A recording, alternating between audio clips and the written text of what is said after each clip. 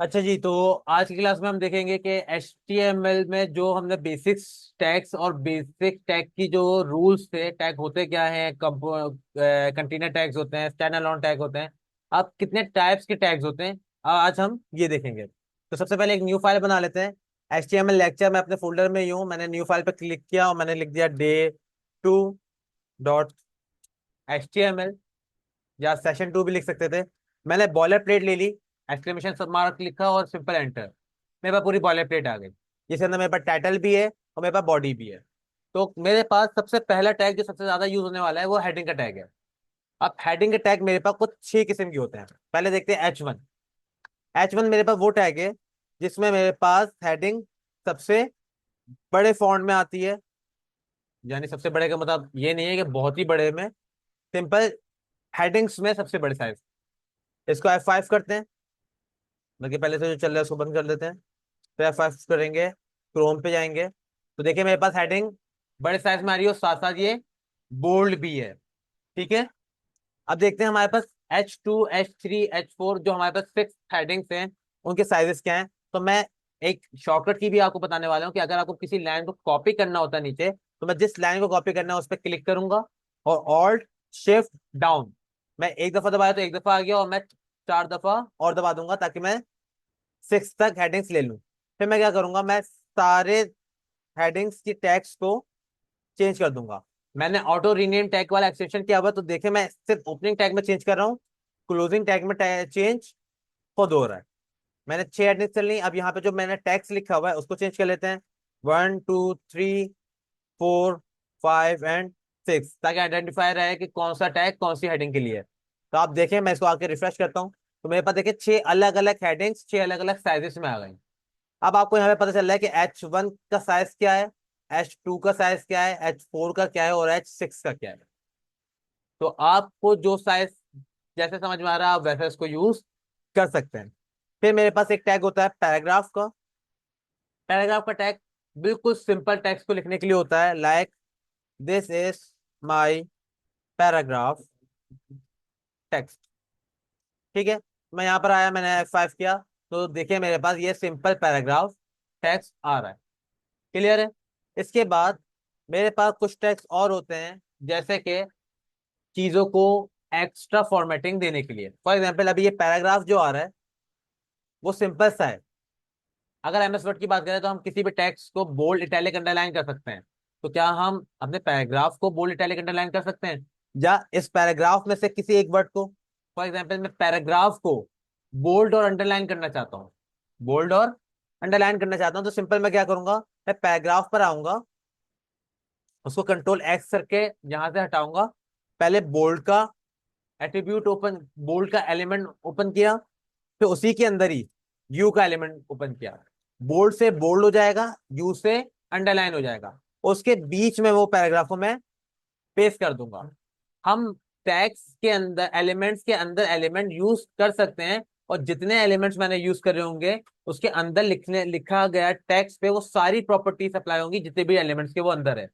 For example ये paragraph जो है ये 3 एलिमेंट्स के अंदर है अभी, एक पैराग्राफ के, एक बोल्ड के और एक अंडरलाइन के। तो इसके ऊपर तीनों एलिमेंट्स काम कर रहे हैं। पैराग्राफ सिंपल लिखने का तरीका है तो सिंपल ही लिखा हुआ है, बोल्ड इसको बोल्ड करेगा, अंडरलाइन इसको अंडरलाइन करेगा। अगर मैं पैराग्राफ को मैं इस जगह पे लिखता बोल्ड पे, यानी यू के बाहर और बोल्ड के टैग के अंदर, तो सिर्फ बोल्ड होता, अंडरलाइन नहीं होगा। जाके देखते हैं रिजल्ट। यहाँ पर आया, मैंने इसको हटाया, F5 किया, तो आप देख सकते हैं कि ये बोल्ड भी हो गया है और अंडरलाइन भी हो गया है। अगर मुझे सिर्फ टेक्स्ट को अंडरलाइन करना है, मैंने टेक्स्ट को कंट्रोल X किया, यू का टैग ओपन किया और टेक्स्ट को उसके अंदर लिख दिया, सिंपल, और कुछ भी नहीं किया। यहाँ पे आऊंगा, F5 प्रेस करूंगा, तो देखो टेक्स्ट के नीचे अंडरलाइन आ चुकी है।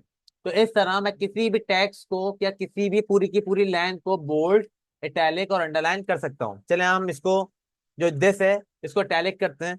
तो कंट्रोल X, आई का टैग ओपन किया मैंने और दिस इसके अंदर लिख दिया। तो आप देख सकते हैं मैं जैसे ही इसको F5 करूंगा, तो दिस में थोड़ा सा वो दिस जो है क्या हो गया, इटैलिक हो गया। क्लियर है। तो हमारे पास इटैलिक, बोल्ड और अंडरलाइन तीनों चीजें टैग्स की सूरत में है, और जिस चीज को, जिस वर्ड को या जिस पैराग्राफ को हमें बोल्ड करना है, इटैलिक करना है, अंडरलाइन करना है, हम उसको उस टैग के अंदर रख देंगे।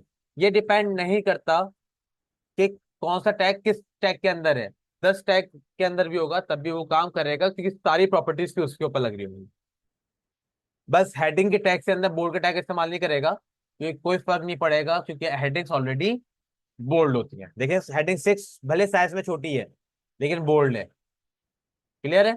तो हम ये बेवकूफी नहीं करनी है कि हम हेडिंग के टैग में ही बोल्ड के टैग को ओपन कर रहे हैं, कोई फर्क नहीं नजर आएगा। अच्छा, इसके अलावा मेरे पास कुछ टैग्स और हैं। जैसे कि एक है टैग स्मॉल का टैग। स्मॉल का टैग क्या करता है कि मेरा जो पैराग्राफ का जो एक स्टैंडर्ड साइज है उस साइज से भी छोटा लिखता है। This is small text. तो देखें, अगर मैं इसको F5 करके लेकर आऊं तो मेरा जो स्टैंडर्ड साइज है वो ये है, और ये जो आया है स्मॉल के टैग से, ये इसने स्टैंडर्ड साइज से भी छोटा कर दिया। यानी हेडिंग से टैग्स मेरे साइज को बड़ा कर रहे हैं, और पैराग्राफ का टैग नॉर्मल रखा हुआ है, और स्मॉल का टैग मेरे साइज को छोटा कर रहा है, जो कि ऑलमोस्ट H5 के बराबर है। इसका साइज H5 जो हेडिंग का साइज है उसके बराबर है, और पैराग्राफ का जो साइज है वो H4 के बराबर ऑलमोस्ट है साइज में। ठीक है? इसके अलावा हमारे पास, आपने देखा होगा MS वर्ड में हमने कुछ स्क्रिप्ट्स यूज करी थी, यानी सुपर स्क्रिप्ट और सब स्क्रिप्ट। सुपर स्क्रिप्ट कब यूज होती है? जब हम एक्सपोनेंट्स की वैल्यू लिख रहे होते हैं या फर्स्ट सेकंड थर्ड लिख रहे होते हैं तो यूज करते हैं। और सब स्क्रिप्ट अगर हम कोई केमिकल इक्वेशन या फॉर्मूला लिख रहे होते हैं तो हमें सब स्क्रिप्ट की जरूरत पड़ सकती है। तो यहाँ पे भी हमारे पास सब स्क्रिप्ट और सुपर स्क्रिप्ट का टैग्स हैं। जैसे कि मैं अगर फर्स्ट सेकंड थर्ड लिखना चाह रहा हूँ तो मैंने कहा भाई H1, ताकि कैपिटल, एक तो बोल्ड है और साइज में बड़ा है, मैं अभी 1 लिख देता हूँ। F5 करते हैं तो देखिए मेरे पास 1 लिखा हुआ आ रहा है कैपिटल में, यानी बड़े साइज में, और बोल्ड भी हुआ है। अब मुझे जो ST है ना वो लिखना है, मैंने लिख भी दिया, लेकिन ST इसके बराबर उसके साइज का आ रहा है, मुझे ये ऊपर लेके जाना है जैसे फर्स्ट का होता है। तो बस मैं इस ST को यहाँ से हटाऊंगा, इधर ही 1 के बराबर में ही मैं खोलूंगा SUP का टैग। अच्छा, आपको थोड़ा सा स्पेस देना होगा ताकि आपको वो HTML आपका टैग पढ़ ले। स्पेस दिया, SUP सुपर स्क्रिप्ट टैग खोला, और इसके अंदर मैं ST को लिखूंगा। ST में कहाँ लिखूंगा? सुपर स्क्रिप्ट में। अब जाके देखता हूँ, F5 करता हूँ तो देखिए ST क्या हो गया, अब छोटा हो गया, लेकिन एक स्पेस आ रहा है। वो स्पेस किस वजह से आ रहा है? क्योंकि मैंने सुपर स्क्रिप्ट का टैग खोलने के लिए स्पेस दिया था। इसका स्पेस खत्म कर देते हैं, यहाँ पे आते हैं F5 करते हैं तो देखो वैसे बन गया जैसा मुझे चाहिए था। अब मैं एक वाटर का फॉर्मूला लिख रहा हूँ, H1 ले लेते हैं, H2O। यहाँ पे आते हैं, चेक करते हैं, F5 दबाते हैं तो आप देखें H2O आ गया। लेकिन 2 जो है ना वो काफी बड़ा आ रहा है, और 2 कभी भी इतना बड़ा नहीं आता, वो छोटा सा होता है और नीचे होता है, जो कि हम सब स्क्रिप्ट के थ्रू करते हैं। तो मैं क्या करूंगा, मैं इस 2 को हटाऊंगा, स्पेस दूंगा दोनों जगह, ताकि मैं टैग लिख सकूं, वरना टैग आएगा नहीं, सजेशन नहीं आएगी। और लिखूंगा SUB, सब स्क्रिप्ट। एंटर करूंगा, सब स्क्रिप्ट आ गई। यहाँ पे 2 लिखूंगा, इसके अंदर मैं 2 लिखूंगा, और ये जो स्पेसिस हैं ये मैं स्पेसिस खत्म कर दूंगा, ताकि 2H 2 और O में कोई बीच में स्पेस ना रहे। जाके देखते हैं, F5 करता हूं तो देखो 2 छोटा हो गया और थोड़ा सा नीचे की तरफ निकल गया, मेरी लाइन से नीचे की तरफ आ गया। तो इस तरह सुपर स्क्रिप्ट और सब स्क्रिप्ट भी हम लगा सकते हैं। इसके साथ साथ हमारे पास कुछ टैग्स और होते हैं, जैसे कि स्ट्राइक थ्रू के लिए, जो हम किसी टैग्स के बीच में अगर कोई लाइन लगाना चाहते हैं तो मेरे पास एक डायरेक्ट टैग होता है DEL, और मैं लिखता हूँ जैसे फॉर एग्जाम्पल ₹600 ओनली। और अगर मैं चाहता हूँ ये 600 ओनली मेरा वो अमाउंट है जो कि मैं सेल से पहले चलाया था, मैं सेल लगाई हुई, तो हमारे पास, हमने देखा होगा बिलबोर्ड में कि वो अमाउंट जो पहला का अमाउंट होता है उसको बकायदा बीच में एक लाइन लगाते हैं और देन नया अमाउंट लिखते हैं। ठीक है? तो ये बिल्कुल उस तरह ही आ रहा होगा। मैं F5 करता हूँ, नीचे आके देखता हूँ तो आप देखें ₹600 ओनली के ऊपर एक लाइन लगी हुई है, जिसके वजह से एक स्ट्राइक थ्रू बन गई है, बीच में आ रही है। जब मैं इसकी जगह ये लिख देता हूँ, this is deleted text. F5 करते हैं तो देखें दिस इज डिलीटेड टेक्स्ट लिखा हुआ, उसके बीच में क्या लगी हुई है? एक लाइन लगी हुई है। अच्छा, एक मेरे पास है इंसर्ट का टैग। वो क्या करता है? वो बिल्कुल अंडरलाइन वाला काम करता है, जैसे यू का टैग काम करता है, किसी भी टैग के नीचे अंडरलाइन लगाता है। और इंसर्ट का टैग भी क्या करता है, अंडरलाइन लगाता है। मैं इंसर्ट का टैग लिखूंगा, दिस इज इंसर्टेड टेक्स्ट। यहाँ पे आते हैं, F5 करते हैं, तो देखें दिस इज इंसर्टेड टेक्स्ट, और बीच में नीचे क्या आ रही है, एक अंडरलाइन आ रही है। मैं एक काम करता हूँ, इंसर्टेड टैग के आगे ही एक और एक यू का टैग खोलता हूँ, यही लाइन लिखता हूँ दोबारा, दिस इज इंसर्टेड टैग, ये देखने के लिए कि इन दोनों के अंदर क्या फर्क है। F5 करते हैं,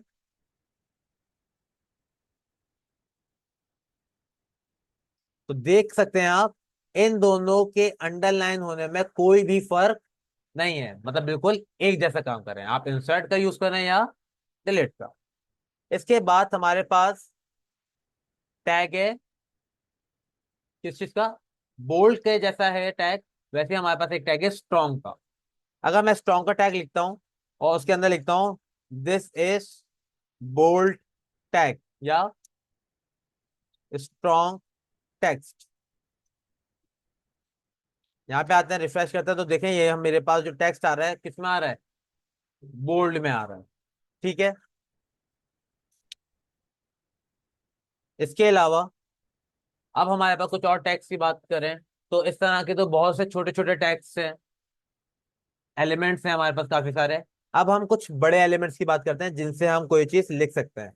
फॉर एग्जाम्पल, मैं यहाँ पे क्या करता हूँ, मैं इन सारे टैग्स को अभी के लिए कमेंट आउट कर देता हूँ। कमेंट कहते हैं, तो हम कमेंट करते हैं कंट्रोल फॉरवर्ड स्लैश से, और इससे होता क्या है, ये एक तो इसका कलर ग्रीन हो जाता है, और ये मेरे वेब पेज पे दिखना बंद हो जाता है। मतलब अगर मैं किसी टैग या मेरे अपने टैग्स को, एलिमेंट्स को रखना चाहता हूँ, लेकिन अभी के लिए कुछ टाइम के लिए मैं अपने वेब पेज पे दिखाना नहीं चाहता, तो मैं उसको कमेंट आउट कर सकता हूँ।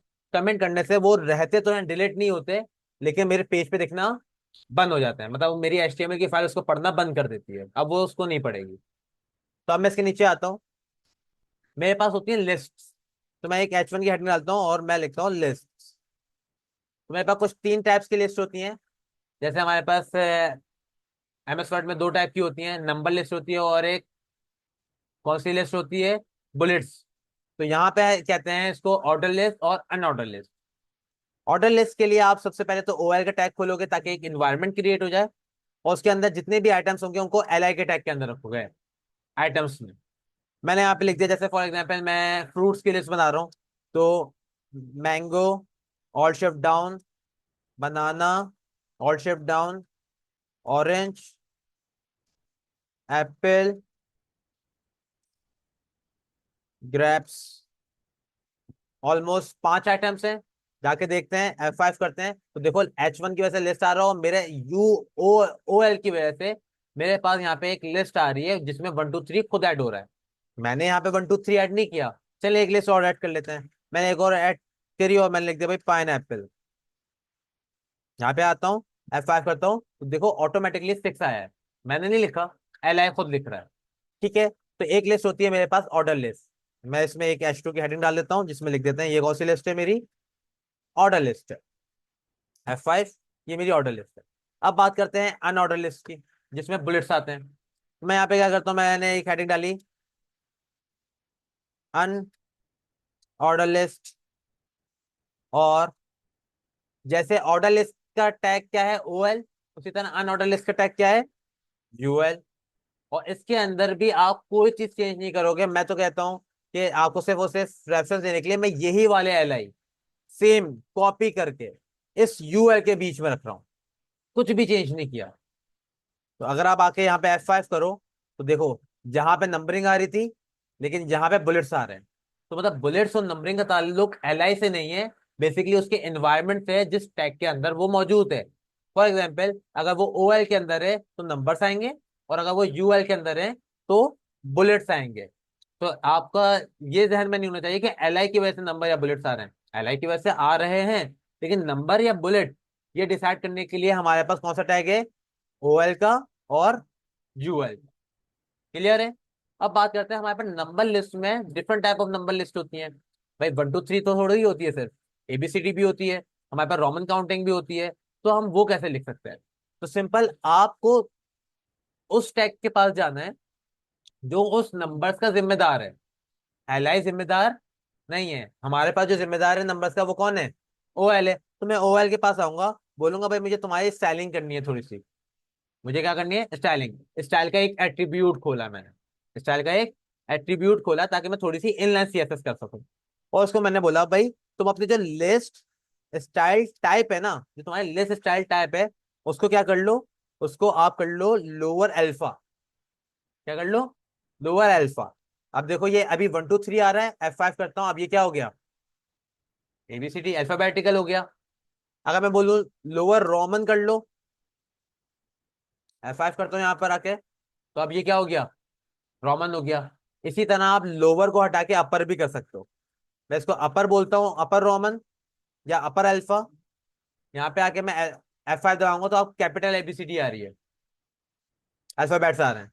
और अगर मैं अपर रोमन बोलता हूँ, तो यहाँ पे आके देखो, तो मेरे पास रोमन काउंटिंग जो आ रही है वो अपर केस में आ रही है, कैपिटलाइज केस में आ रही है। ठीक है, तो मेरे पास कुछ ये स्टाइल्स हैं जो कि मैं लिख सकता हूँ और लगा सकता हूँ। और अगर मुझे ये नहीं चाहिए, लिस्ट तो चाहिए लेकिन उसके पीछे की काउंटिंग नहीं चाहिए, तो मैं सिंपल क्या बोलूंगा, लिस्ट स्टाइल टाइप नन, कुछ नहीं चाहिए, नन। F5 करता हूँ, तो देखो लिस्ट अपनी जगह पर ही है, लेकिन उसके पीछे की जो नंबरिंग है वो क्या हो गई, नन, चली गई, गायब हो गई। तो अब इसको रिटर्न कर देते हैं, लोअर रोमन में रख रहने देते हैं इसको, लोअर रोमन आ गई है। इसी तरह मेरे पास जहां पे यूएल में भी कुछ टाइप्स हैं, फॉर एग्जांपल मैं यहाँ पे स्टाइल का एट्रीब्यूट ओपन करता हूँ, जैसे स्टाइल टाइप पे आता हूँ, तो यहाँ पे देखें अभी राउंड आ रहे हैं ना, डॉट्स आ रहे हैं।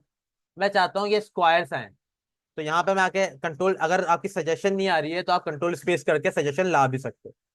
अभी सर्कल्स आ रहे हैं, मैंने कहा भाई आप आ जाओ स्क्वायर्स।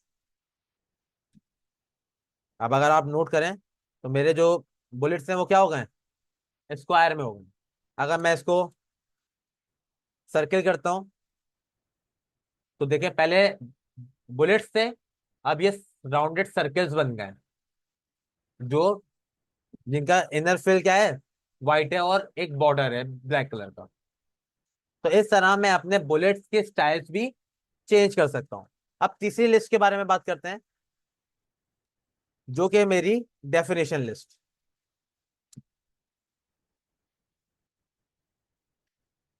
डेफिनेशन लिस्ट, जैसे मेरे पास एनवायरनमेंट बनाने के लिए ओएल, आउटर लिस्ट के लिए ओएल था, अनआउटर लिस्ट के लिए यूएल था, इसी तरह डेफिनेशन लिस्ट के लिए एनवायरनमेंट बनाने के लिए मेरे पास टैग कौन सा है, डीएल का।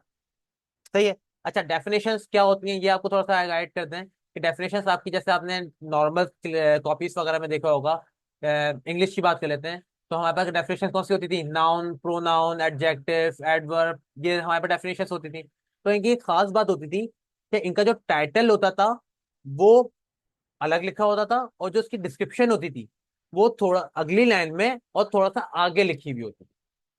पैराग्राफ के हिसाब से थोड़ा सा वो आगे से शुरू होती थी, डायरेक्ट वहां से शुरू नहीं होती थी जहाँ पे आपकी हेडिंग होती है।